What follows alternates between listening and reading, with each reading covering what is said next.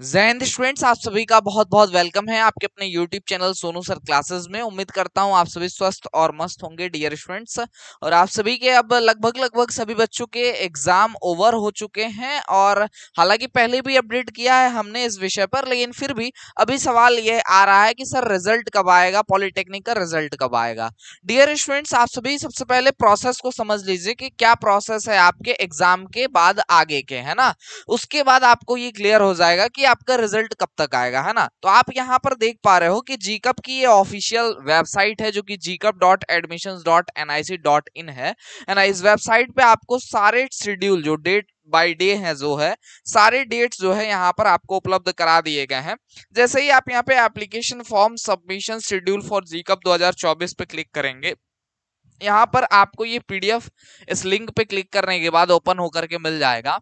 आप देख पा रहे हैं कि एक नोटिफिकेशन 10 मई 2024 को अपडेट कराया गया था जीकप की ओर से, यानी संयुक्त प्रवेश परीक्षा परिषद की ओर से, है ना।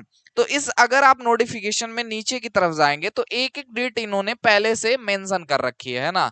अगर आप इसको जूम करेंगे तो यहाँ पर आपको देखने के लिए मिलेगा कि जो आपके ऑनलाइन सीबीटी टेस्ट थे वो आपकी सीबीटी टेस्ट आयोजित होने से 13 से लेकर के 20 जून 2024 में आपके प्रस्तावित थे और ये कंफर्म थे आपके, और हो भी गए हैं एग्जाम लगभग, है ना। आज 20 तारीख है जब आप ये वीडियो देख रहे हैं, और ये अंतिम जो पेपर जिन बच्चों के बचे हुए होंगे ग्रुप एल वगैरह के, वो जो है बच्चे दे रहे होंगे, ठीक है।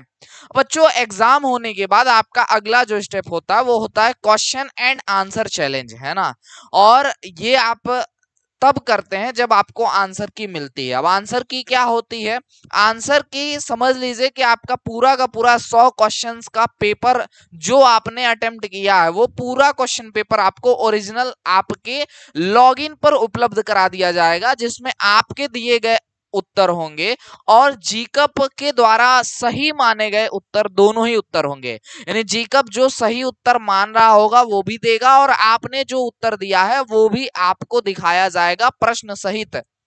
और उसमें अगर आपको लगता है ऐसा कि आपका उत्तर सही है और जीकप का उत्तर गलत है, तो आपको कोई रेफरेंस देते हुए किताब का या किसी वेबसाइट का लिंक देते हुए आप उसको चैलेंज कर सकते हैं। लेकिन चैलेंज करने का कुछ शुल्क देना पड़ता है, कि जैसे अगर आप एक क्वेश्चन को चैलेंज करना चाहते हैं तो उसके लिए आपसे 100 रुपए चार्ज किया जाता है। इसी प्रकार आप एक से अधिक, मान लो 10 क्वेश्चन को अगर चैलेंज करना चाहते हो, उसके आंसर को चैलेंज करना चाहते हो, तो उसके लिए 1000 रुपए आपको देने होंगे। अगर आपका उत्तर सही होता है और जीकप का उत्तर गलत होता है तो फिर ये आपको पैसा रिफंड कर दिया जाएगा और आपके मार्क्स भी बढ़ा दिए जाएंगे।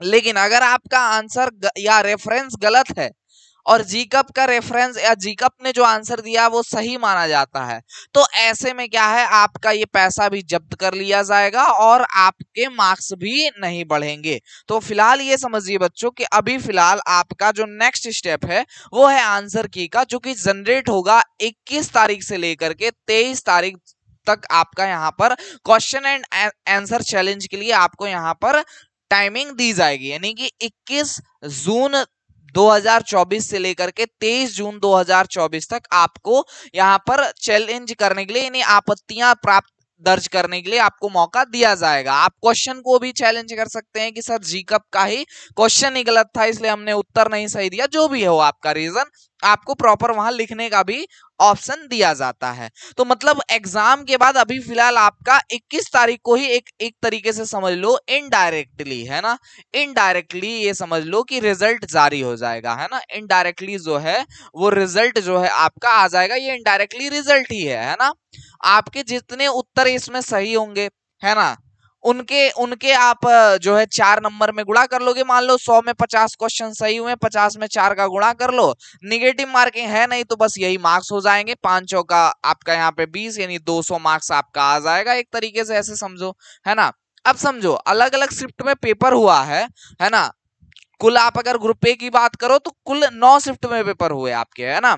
तो ऐसे में क्या है आपके यहाँ पर अगर आप देखोगे तो 200 मार्क्स तो आपके जोड़ने पे आ रहे हैं, लेकिन ये मार्क्स घट भी सकते हैं, बढ़ भी सकते हैं ड्यू टू नॉर्मलाइजेशन, यानी नॉर्मलाइजेशन की वजह से आपके ये मार्क्स घट भी सकते हैं और बढ़ भी सकते हैं, होगा ये बात, है ना। क्योंकि अलग अलग शिफ्ट में पेपर हुआ है, कुछ के पेपर टफ होंगे, कुछ के पेपर इजी होंगे अगर कंपैरिजन किया जाए हर पेपर का, तो है ना। हालांकि इस बार तो सारा easy to moderate level paper था, लेकिन अगर आप देखेंगे तो कुछ बच्चों से अलग अलग प्रश्न हर शिफ्ट में पूछे गए, तो कुछ के लिए टफ होंगे, कुछ के लिए इजी होंगे। इसको देखते हुए जो इजी वाला पेपर होगा जिस शिफ्ट का, उसके मार्क्स कम किए जाएंगे और जिसके हार्ड थोड़ा सा होंगे उसके मार्क्स बढ़ाए जाएंगे, है ना। तो ये चीज देखने के लिए फायदा मिलेगा। तो ज्यादा खुश मत होना कि अगर बहुत आसान पेपर आया है तो उसका नुकसान भी होगा, 2-4-10 नंबर जो है आगे पीछे किया जाएगा उसका, ठीक है। बहुत ज्यादा फर्क लेकिन नहीं पड़ता है, ये भी बात समझ लेना आप, ठीक है। तो ये चीज आपको नॉर्मलाइजेशन की वजह से देखने के लिए मिलेगा और 21 से 23 तारीख तक आप आपत्ति दर्ज कर पाएंगे, है ना। चार्जेस वगैरह हमने आपको बता दिए हैं। अब आपका फाइनल रिजल्ट, जैसे मैंने बताया कि नॉर्मलाइजेशन वगैरह लगाते हुए आपके रैंक सहित, है ना, क्योंकि एडमिशन होता है रैंक से, और रैंक कब जारी होगा, तो आपका रिजल्ट तो यहीं पता चल जाता है कि आपने कितना नंबर पाया, है ना। लेकिन जो एक्चुअल रिजल्ट है वो आपके रैंक कार्ड से रिलेटेड है। समझ लो कि रैंक कार्ड आपका बताता है कि आपने रैंक कितना पाया, 3 लाख 4 लाख बच्चों में कौन से स्थान पे आप आए हैं, और उस आधार पे आप काउंसलिंग करेंगे और आपको कॉलेज मिलेगा। तो अगर आप देखेंगे तो 1 जुलाई 2024 को आपके रिजल्ट यानी रैंक कार्ड आ जाएंगे। रैंक कार्ड आपका डिक्लेयर कर दिया जाएगा कि भैया आपने इतना रैंक, ओपन रैंक प्राप्त किया है, और उससे आप अनुमान लगा सकते हो। एक आपको ओआर और सीआर यहां पर मिल जाएगा, मैं आपको दिखा दूंगा जैसे ही रैंक कार्ड आपका आ जाएगा। उसके बाद कैसे एनालिसिस करते हैं तो आपको उसमें दिख जाएगा कि कौन से कॉलेज में, कौन से ब्रांच में कितने से कितने रैंक तक के बच्चों को एडमिशन मिला है। उस आधार पे काउंसलिंग में आप उन कॉलेजों को भर देंगे जिन जिन कॉलेजों में आपके रैंक वाले बच्चों को पिछले साल में एडमिशन दिया गया था। तो अगर आप ऐसे काउंसलिंग करेंगे तो आपको 100% गवर्नमेंट पॉलिटेक्निक मिल जाएगा बच्चों। इसके लिए स्पेशल टीम हमारी रहेगी आपकी हेल्प करने के लिए, प्रॉपर कॉल फैसिलिटी आपको दी जाएगी।